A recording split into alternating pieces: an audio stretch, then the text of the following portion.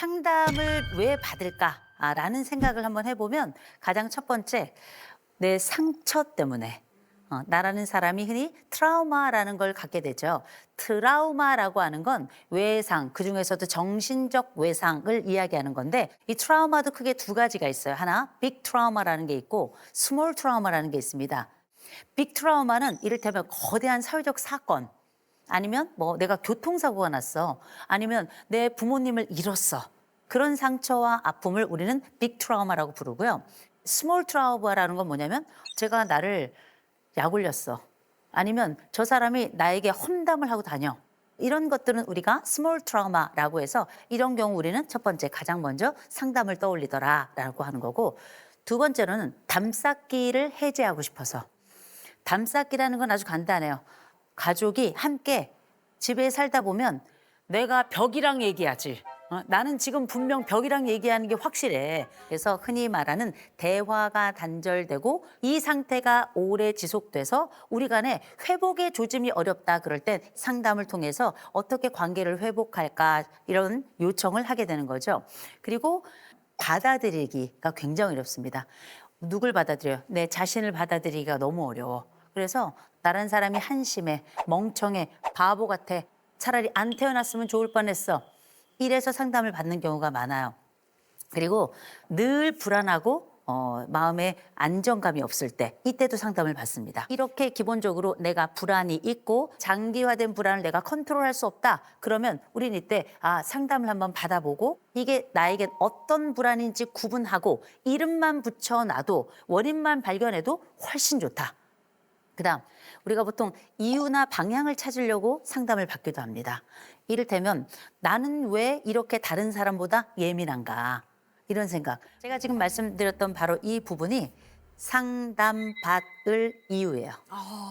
상처를 받았을 때, 그리고 담쌓기 상태가 되었을 때, 그다음 받아들여지지 않았을 때, 그다음에 늘 불안하고, 그다음에 이유와 방향을 찾을 때 우리는 희망을 향해 간다. 상담을 이제 하다 보면 저도 기억에 남는 상담 있잖아요. 여러 상담이 많이 있는데 저희가 함께 했던 내담자들 중에는 저랑 같이 여러 장소를 다녀온 분들도 많이 계세요. 한 어머니가 계셨는데 30살 된 아들을 잃었어요. 그 생떼 같은 아들을. 그리고 외아들이었어요. 이 아들이 우울증이 굉장히 심했고 결국은 이제 극단적인 선택을 했어요. 이 어머니가 방에서 일어나질 못해요. 6개월이 넘도록 잘 자지도 못해, 먹지도 못해, 정말 아무것도 못 하세요. 완전히 정말 식물인간처럼 누워 계셨는데 그 남편께서 이러다가 아내마저 이렇게 생겼으니까 수소문을 해가지고 상담 현장에 온 거예요. 상담을 받기 시작했는데 이분 처음에 왔을 때 아무 얘기 안 하셨어요. 아무 얘기 안 하시고 저를 쳐다보고는 울기만 하시더라고요.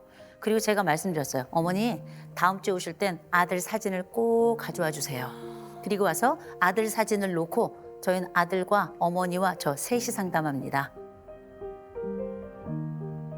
상담을 시작해서 아들한테 하고 싶은 얘기, 또 아들이라면 나에게 어떤 얘기를 해줬을 것 같은지 이런 얘기를 다 나눴어요. 이렇게 하기를 5회 정도를 하고 그다음 이 어머니 손을 붙잡고 어딜 갔냐면 아들이 이제 마지막으로 떠난 자리가 남한강이었습니다. 남한강 쪽이었는데 어머니가 아직 못 가봤습니다.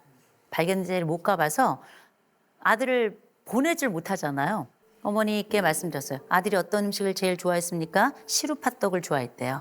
그래서 국화 들고 시루팥떡 해가지고 그 어머니랑 손잡고 제가 운전을 해서 그곳을 갔어요.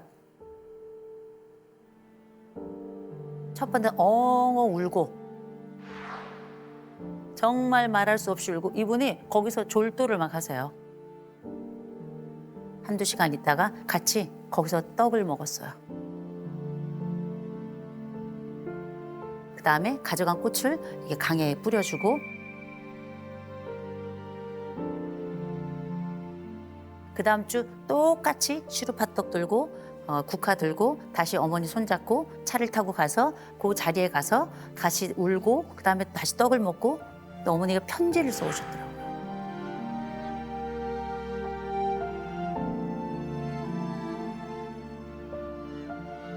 그 자리에서 읽고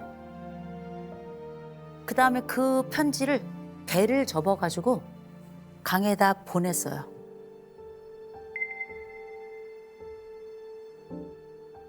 아들을 떠나 보낼 수 있었고 그 뒤로 지금 저희 상담 마친 지가 10년이 넘었거든요. 지금도 아들 기일의 선물을 보내주세요. 그래서 제가 어머니께 제 생일에 보내달라고 했어요.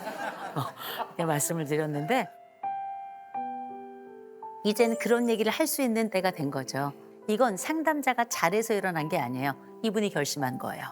이분이 일어나겠노라. 내가 내 아들을 내 가슴 속에서 그렇게 잘 보내겠노라. 그게 아들을 위한 일이다. 이렇게 이제 생각을 하시는 거니까요. 좋은 상담자가 될 수 있을까? 서로 간에 이 몇 가지 방법을 좀 말씀드리면 첫 번째, 패턴을 좀 읽어야 돼요. 패턴은 굉장히 중요해요. 어떤 말을 했을 때 발작하는가. 이게 사람마다 반복적으로 이 사람만이 가지고 있는 그 버튼이 있어요. 그래서 상대방이 싫어하는 말을 하지 않는 것도 패턴을 내가 읽는다는 거예요. 이거 굉장히 중요한 겁니다. 두 번째는 밀어주기가 있습니다. 뭘 밀어주는가? 이 사람의 마음의 때를 좀 밀어주셔야 돼요. 이거는 공감을 좀 해주시라는 거예요. 때로는 바보 같은 일인 줄 알지만 사실이 아니라는 걸 알지만 내 가족만큼은 나를 받아줬으면 좋겠는 순간이 있잖아요. 누군가 여러분에게 애통한 마음으로 또 정말 침잠된 마음으로 찾아온 게 내 가족이라면 그때는 이유를 묻지 말고 좀 편안하게 좀 받아주셨으면 좋겠어요. 그게 흔히 말하는 밀어주기입니다. 그리고 마지막으로 제가 리액션이 되게 중요하다고 말씀드려요. 맞아, 그럴 수 있어. 아, 맞아. 그럼. 이게 조금 어려우면 이 사람이 하는 말 중에 중요한 말의 끝을 따라하는 거예요. 제가 그때 그렇게 넘어져서 아팠는데 아무도 저를 돌봐주지 않았잖아요. 아무도 돌봐주지 않았었구나. 너무 쉬워요. 왜냐하면 전체 문장은 어렵잖아요. 가족으로서 어떻게 좋은 상담을 해줄 수 있을까 고민을 한다면 패턴을 읽어보자. 밀어주자. 어떻게 마음의 때를 좀 밀어주자. 공감하면서 그다음에 리액션 한번 해주자. 그렇게 우리가 가지고 있는 끝말을 한번 따라해 보면서 앞 글자를 따면 패밀리가 되죠. 서로에게 좋은 상담자가 되어서 괜찮은 미래를 만들어갔으면 좋겠습니다. 네.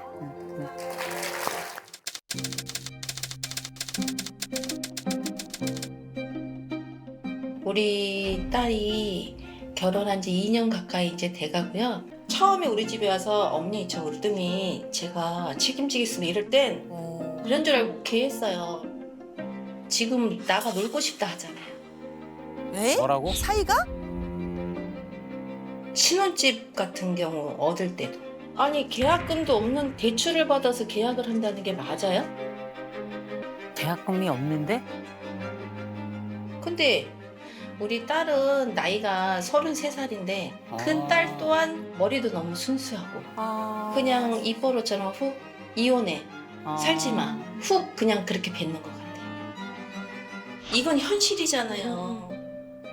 남편의 행동들이 다 마음에 안 들어요. 차라리 그냥 너 말대로 이혼하겠다. 이혼이라는 이 꼬리표를 계속 달고 다닐지언정 무조건 이혼해야 되겠다라는 생각을 해봐요. 저는 경기도 광주 살고 있는 29살 엄성진이라고 합니다. 저는 34살 이의선. 아니 근데 아까 영상에서 보니까 8억짜리 집을 구매하는데 뭔가 또 문제가 있다고 얘기를 하신 것 그러니까 무슨 같은데 대출 받아서 8억을 냈다 이게 무슨 말이에요? 그 내용 좀 자세하게 얘기해 주세요. 제가 모아둔 돈이 없어요. 없이 결혼을 했고 아이의 네. 네.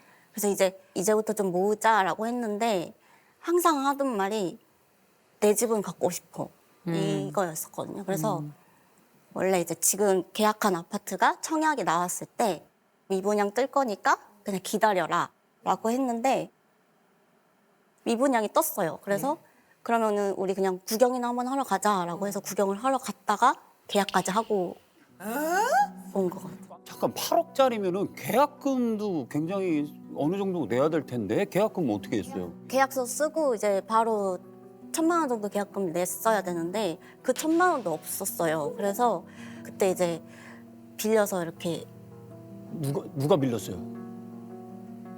아주버니 남편이 아주버님한테? 그러니까 형한테 빌린 네. 거예요? 아, 그래요? 사인은 누가 있어요? 공동명의. 자세히 나눴네. 그렇지. 공동명의로 하긴 해야지. 그래서 한 달 안에 6,500을 또 내야 되거든요. 그렇죠. 10%를 내야 되니까. 근데 없잖아요. 네. 그래서 앞으로의 어떻게 계획을 좀 얘기를 해달라 했더니 대출 받으면 되지라고 하더라고요. 그러면서 캐피탈 얘기를 하더라고요. 캐피탈? 그 캐피탈 얘기를 하는데 제가 어떻게 가만히 있겠어요. 친정에 전화해서 이제 도와주셨죠. 친정 어머님이 근데 이 집 참 좋다. 형한테 전화 오면 1,000만 원이 나오고 엄마한테 전화 오면 막 돈이 막 쏟아져요. 근데 중요한 건 그게 다 빚이라는 거죠. 내 돈이 아니잖아요. 맞아요. 지금 빚이 얼마예요? 빚이요? 저는 빚이 없는데 예? 아파트 말고는 전 처음 계약서를 써본 거여가지고 아파트 말고는 아파트 빚이 8억이에요. 빚을 져본 적이 없어가지고. 지금 빚 졌어. 지금 빚이 진 아니, 거예요. 진짜 둘이 4억씩 빚이 있다. 그렇지. 그러니까 둘이 합해서 8억이 있는 거지. 지금은 경제권을 누가 가지고 계세요, 그러면? 지금은 제가 가지고 있어요. 지금 잘 운영하고 계시는 거죠? 아니요. 이게 운영이 안 돼요. 아니요. 이게 운영이 안 돼요. 이거 한번 물어봅시다. 남편분이 그냥 이 실례지만 한 달에 좀 얼마나 버시는지. 한 달에 1,000만 원 이상은. 1,000만 원 이상이요? 통장에 들어오는 건 그 정도인데 빠져나가는 게 그냥 거기서 반이에요. 왜냐면 그때 어느 정도 모았어? 라고 물어봤더니 0원이었었거든요. 아예 모은 게 없었거든요. 모아놓은 게 없다고요? 혹시 도박하세요? 아 진짜 이거 정말 그거 빼고는 이게 지금 얼마가 나가는지 혹시 알고 있어요? 정확하게? 일단은 돈 관리는 아내가 하고 있어서 저한테 개인적으로 보험비나 빠지는 거 말고는 네. 잘 몰라요. 본인은 한 달 용돈 얼마예요? 20만 원이라고 얼마 전에 책정을 해줘가지고 나머지 돈 다 어디 있어요? 남는 돈이 진짜 어쩔 때는 뭐 150? 그러니까 카드를 많이 써서 카드값이 막 300 나올 때도 있고 해요. 뭐 때문에 이렇게 많이 나왔어? 라고 물어보면 나 하는 거 없어. 기름 넣고 밥 먹고 담배 사고 이 끝인데? 이게 돈 개념이 조금 없으시구나. 아내가 생각하는 이 남편의 가장 큰 문제점은 뭐예요? 나이가 어려서 그런지 모르겠는데 노는 걸 너무 좋아해요. 결혼을 하고도 이제 뭐 새벽까지 놀려고 하니까 새벽까지 노는 거. 새벽까지. 6시에 들어온 적도 있었고 아침 6시? 아침 6시? 남편은 어떻게 놀아요? 거짓말을 하다 들켰어요.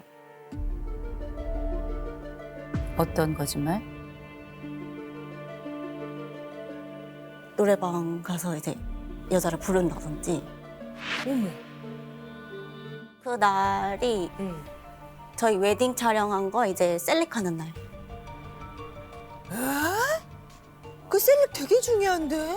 약속이 있으니 나가겠다라고 해서 알았다고 하고 내보냈는데 이제 그 노래방에서 사진 보고 톡으로 보낸 거 사진 보고 이거는 잘못됐고요. 셀렉은 같이 했어요. 그래가지고 그때 이제 집에서 몇 장 골라라 해가지고 골랐고 뭐 그날 제가 뭐 골라야 되는데 진짜 눈치 없이 나가서 뭐 노래방 가고 그러진 않았고요. 그러니까 이 정보들은 좀 잘못된 정보들이어가지고 근데 저는 증거를 이미 다 들었기 때문에 나는 내 와이프한테 신뢰를 많이 쌓았고 믿음을 많이 줬기 때문에 너만 잘해. 너만 걸리지 마. 라고 이제 상대방이랑 통화하는 내용까지 다 들었고 통화 녹음 내용 중에 뭐 헌팅 술집이 너무 가고 싶어요 뭐 이런 내용도 있었고 근데 이게 결혼 전이었어요. 결혼 전인데 왜 결혼했어요? 원래 이제 그걸 알게 되고 이혼보단 파혼이 낫다라고 해서 파혼을 하자고 했는데 각서를 이제 썼죠. 각서를. 각서를 썼어요. 각서를? 앞으로 의선이에게 어떠한 거짓말을 하지 않고 실망감을 갖지 않게 할 겁니다. 회식 술자리 불참하겠습니다. 어길 씨, 현 시세에 맞는 20억짜리 집을 사주겠습니다. 20억짜리 집을 사주겠습니다.